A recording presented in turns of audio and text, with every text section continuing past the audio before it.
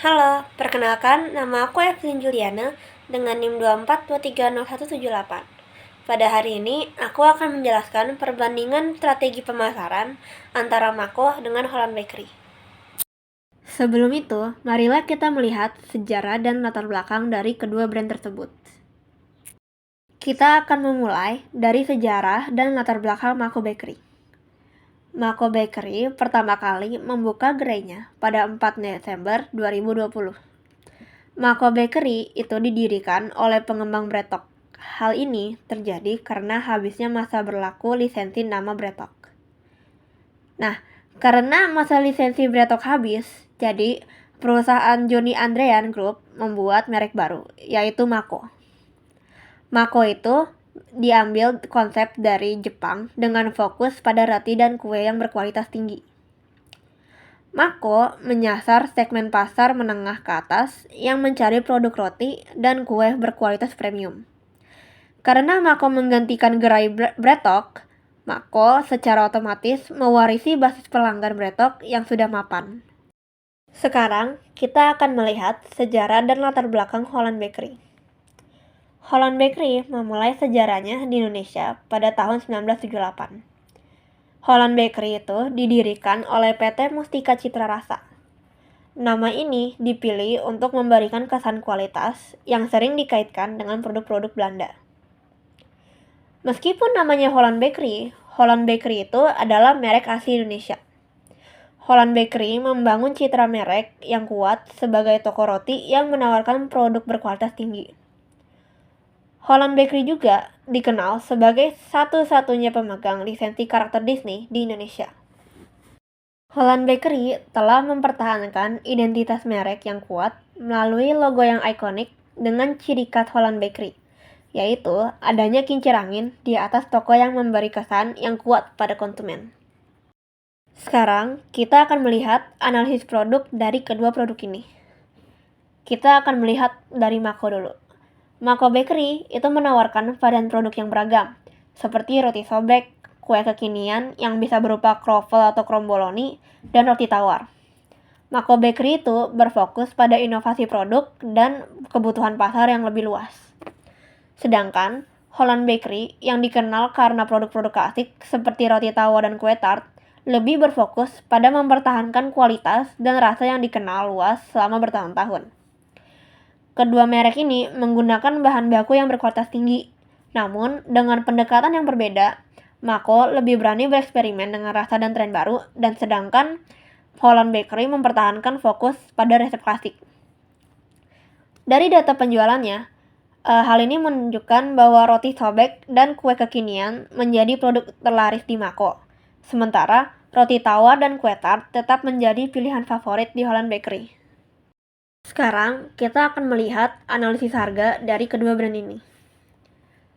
Untuk strategi harga dari Mako itu menerapkan strategi penempatan harga yang fleksibel dengan mempertimbangkan segmentasi pasar dan nilai yang ditawarkan. Mereka menawarkan pilihan produk dengan rentang harga yang beragam. Kalau untuk strategi harga Holland Bakery itu memposisikan diri sebagai merek premium dengan harga yang sedikit lebih tinggi dibandingkan dengan Mako. Mereka menitik beratkan pada kualitas produk dan cita merek yang kuat. Untuk perbandingan harganya, itu menunjukkan bahwa produk roti tawar dan kue ulang tahun dari Holland Bakery umumnya lebih mahal dibandingkan dengan produk serupa dari Mako. Dari analisis sensitivitas harga, konsumen menunjukkan bahwa sebagian besar konsumen Mako Bakery dan Holland Bakery memiliki tingkat sensitivitas harga yang moderat. Konsumen dari Mako Bakery lebih sensitif terhadap harga, sedangkan konsumen Holland Bakery lebih peduli pada kualitas dan citra. Sekarang, kita akan melihat analisis untuk tempat dan distribusi untuk kedua brand ini. Kita akan memulai dari Mako. Mako Bakery memiliki gerai yang tersebar di berbagai pusat perbelanjaan dan area strategis di Indonesia. Strategi Mako Bakery itu untuk menjangkau lebih banyak konsumen dengan lokasi yang lebih mudah diakses. Sedangkan kalau untuk Holland Bakery lebih berfokus pada lokasi premium dan visibilitas yang tinggi. Mereka lebih memilih toko yang berlokasi di pusat kota dan area kelas atas. Mako dan Holland Bakery telah membangun jaringan distribusi online dan offline. Mereka juga menawarkan penjualan produk melalui platform e-commerce seperti Tokopedia dan Shopee.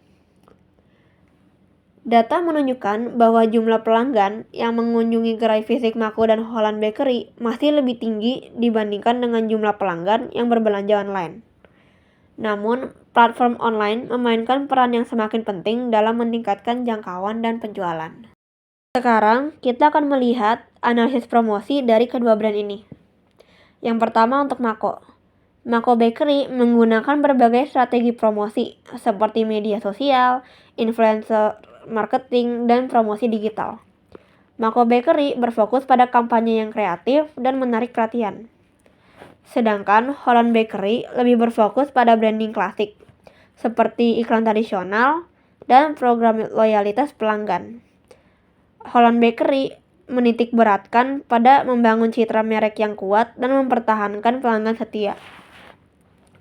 Untuk efektivitas promosi ini, promosi Mako dan Holland Bakery telah efektif dalam menarik pelanggan baru dan meningkatkan brand awareness. Namun, Mako memiliki keunggulan dalam menarik perhatian generasi muda dengan menggunakan media sosial dan influencer. Untuk anggaran pemasarannya, Mako dan Holland Bakery mengalokasikan anggaran pemasaran yang berbeda untuk berbagai saluran promosi.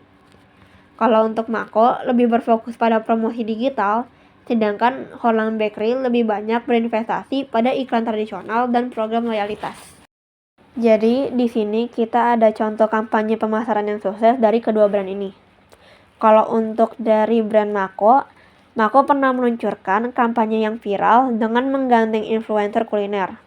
Kampanye ini berhasil meningkatkan brand awareness dan penjualan secara signifikan.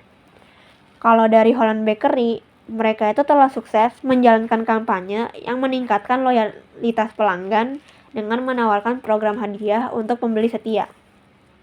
Program ini memberikan poin yang dapat ditukarkan dengan produk gratis. Untuk faktor keberhasilan kampanye ini, Mako dan Holland Bakery ditopang oleh strategi yang tepat sasaran, kreatif, dan memanfaatkan media yang tepat. Mereka juga fokus pada target pasar yang sesuai.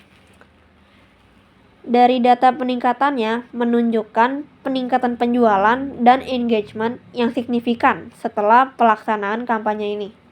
Mako mengalami peningkatan penjualan hingga 20%, sedangkan Holland Bakery mencatat peningkatan loyalitas pelanggan hingga 15%. Jadi, di sini kita ada perbandingan langsung dari Mako dan Holland Bakery. Kalau untuk Mako sendiri, Mako itu lebih inovatif, agresif, dan fokus pada pasar yang luas. Sedangkan Holland Bakery itu lebih tradisional, eksklusif, dan fokus pada kualitas dan brand building. Jadi kesimpulannya, strategi pemasaran Mako dan Holland Bakery memiliki perbedaan yang mencolok. Yaitu karena Mako lebih berfokus pada inovasi produk, promosi digital, dan jangkauan pasar yang luas. Sedangkan Holland Bakery lebih menekan pada kualitas produk, brand building klasik, dan program loyalitas pelanggan. Demikian presentasi dari saya. Sekian, terima kasih.